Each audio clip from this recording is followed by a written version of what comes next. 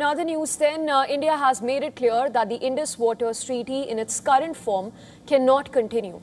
Now, New Delhi says the 1960 agreement has been fundamentally undermined by Pakistan's continued support for cross-border terrorism. And this at the same time, India is accelerating major hydroelectric projects in Jammu and Kashmir in order to fully utilize its share of the Indus waters.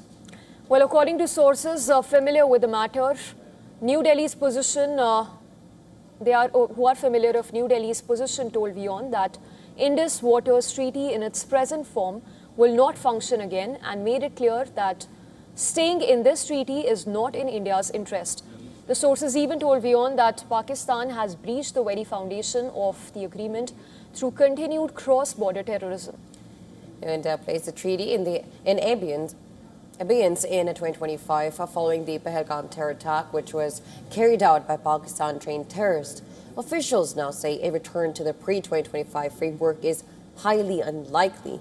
Any future agreement, if negotiated, would have to reflect present-day realities, including climate change, glacier retreat, changing river flows, rising water demanding, and new technology and security concerns.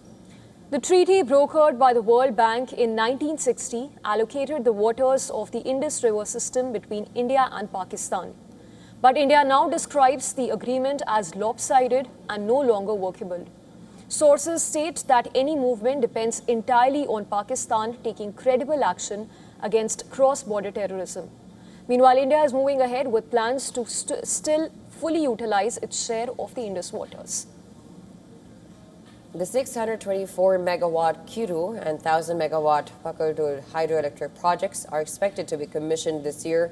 New Delhi also plans to add another 5,500 megawatts of hydroelectric capacity in Jammu and Kashmir through projects including Saulkot, Rakle, Uri, Dayasti, Stage 2 and Quad.